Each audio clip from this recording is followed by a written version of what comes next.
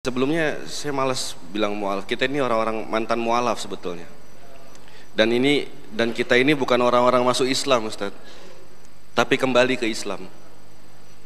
Karena fitrah kita adalah Islam. Ternyata Islam ini punya adab dan akhlak. Dan saya tahu di sini ada yang belum Islam. Satu-satunya agama yang Allah turunkan hanya Islam.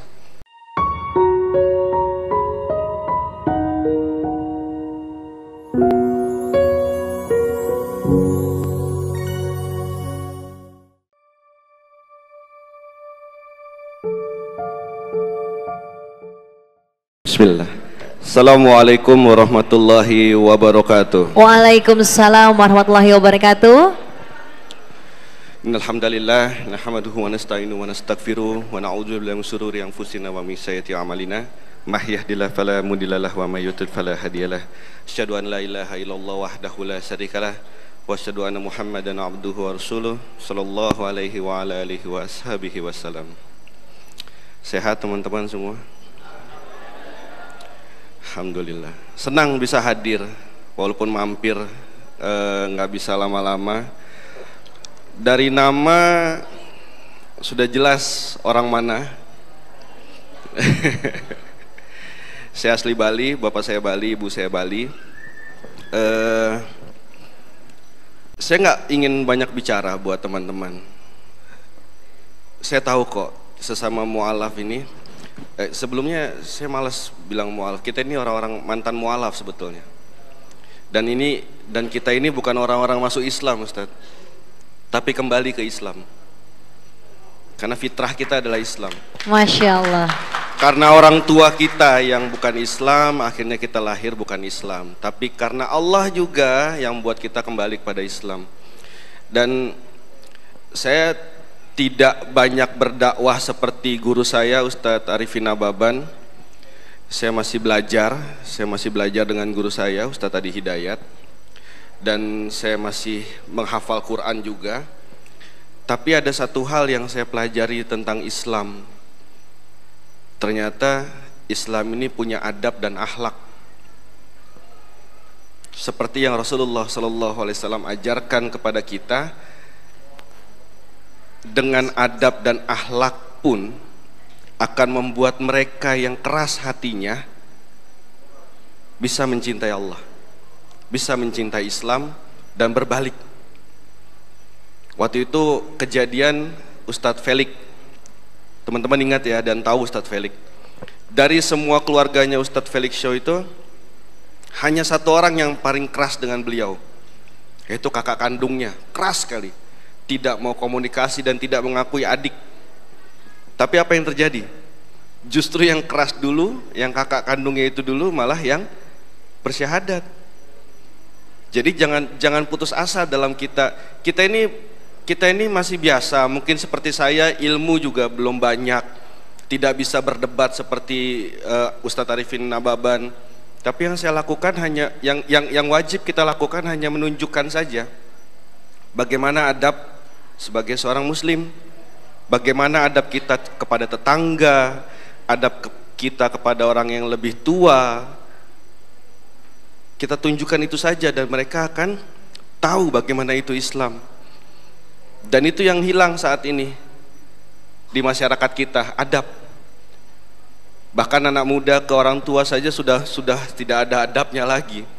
Kalau di Bali dulu ada orang, kita naik sepeda, kemudian ada orang tua jalan kaki, kita turun. Kita tenteng sepedanya yang lewatin orang tua itu, sudah lewat baru kita jalan lagi. Sekarang enggak. Kalau perlu malah diledekin orang tuanya, Pak. Aki-aki jalan sakit gitu. Udah. Ini yang kita harus tunjukkan. Semakin kita Islam, semakin kita memperdalam agama Islam, kita perbaiki adab kita. Kita perbaiki akhlak kita supaya apa? Supaya kita bisa menunjukkan bagaimana itu Islam.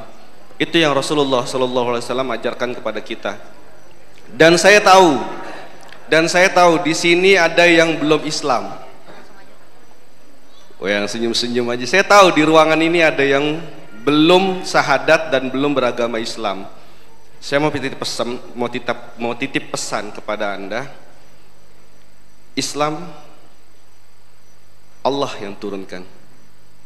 Satu-satunya agama yang Allah turunkan hanya Islam. Agama lain bukan dari Allah. Islam itu kebenaran. Makanya tidak usah heran kalau kita bisa melihat Islam dan melihat Nabi Muhammad di semua agama dan semua kitab suci. Saya bisa buktikan itu. Ada di Weda Hindu, ada. Ada di Alkitab saudara-saudara kita yang Katolik, Nasrani, ada. Wallahi ada. Dan buat saudara saya yang hari ini masih ragu-ragu, saya tahu ada di ruangan ini, masih ragu-ragu untuk memeluk agama Islam, jangan ragu lagi. Kalau perlu syahadat sekarang. Mau? Mau? Nggak apa, ya mau? Mungkin itu aja teman-teman. Kalau ada yang mau share, karena saya masih ada jadwal lagi dan cukup jauh di Bekasi, dan saya senang sekali, wallahi saya senang sekali hadir di sini, menyempatkan diri ketemu. Saya diusir dari kampung halaman, dari keluarga segala macam, tapi Allah luar biasa. Allah kembalikan saya dengan banyak saudara.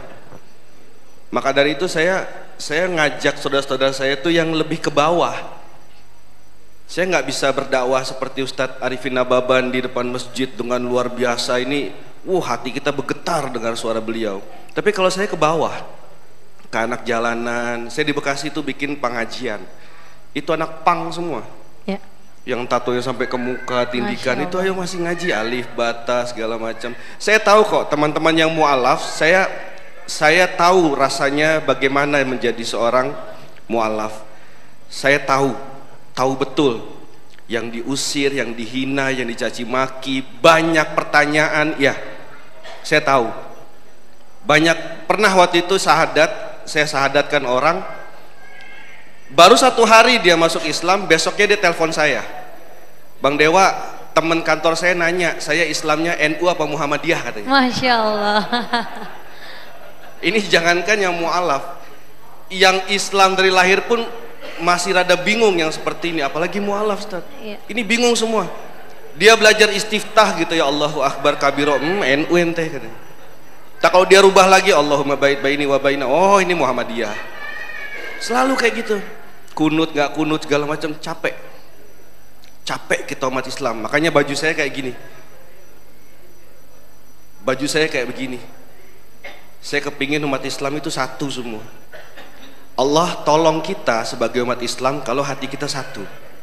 Jangan pecah-pecah lagi, jangan ribut lagi masalah ini, enggak ada. Kita tunjukkan kita jadi Islam, kita walaupun mu'alaf tapi kita belajar. Tapi kita cari tahu tentang Islam. Kita ingin menjadi orang yang lebih dekat pada Allah. Dan juga tadi buat yang tadi sahadat Mas Muhammad Hadi, mana tadi? Mana Mas Muhammad Hadi? Mas Muhammad Hadi mana tadi yang tadi sahadat? Di luar. Oh, Masya Allah. Saya biasanya kalau ada yang sahadat, kita habis mendoakan beliau, kita minta doanya. Karena orang paling bersih tadi mungkin di ruangan ini beliau tadi. Kita mintain doain buat kita semua biar jadi tetangga-tetangga di surganya Allah. Amin. Lihat wajahnya masing-masing, kanan, kiri, depan, belakang. Kalau nggak ada nanti di surga, tolong tanyain sama Allah. Mana nih orang, kita satu pengajian, kita satu di komunitas mu'alaf di Sunda Kelapa, mana kok nggak ketemu. Mudah-mudahan kita sehatkan, apa Allah sehatkan kita semua. Amin. Dan bisa ketemu lagi. Syukron Ustaz, syukron Mbak. Saya nggak bisa lama-lama karena memang harus kembali ke Bekasi. Iya Mas Dewa. Kalau ada salah saya minta maaf, kalau ada kelebihan nggak apa-apa, bawa pulang aja, nggak usah dibalikin. Mudah-mudahan bisa ketemu lagi. Subhanaka wa bihamdi, asyhadu an la ilaha illa anta, astaghfiruka wa atubu ilaik. Assalamualaikum warahmatullahi wabarakatuh.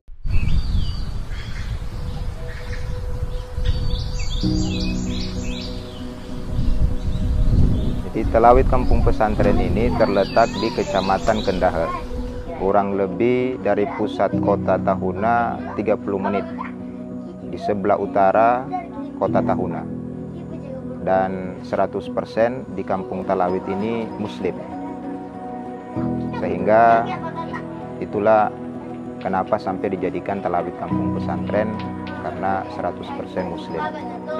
Setelah dijadikan Talawit ini kampung pesantren, minat anak-anak, bapak-bapak, ibu-ibu, mualaf-mualafah untuk mendalami Islam, dan salah satunya untuk mengetahui huruf hijaiyah lewat Iqra dan Uqran itu sangat meningkat.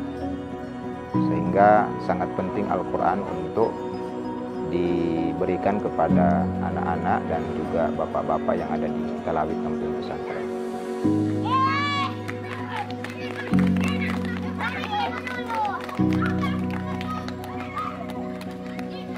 Itu 1 bulan sudah ada 5 yang robek, karena memang anak-anak.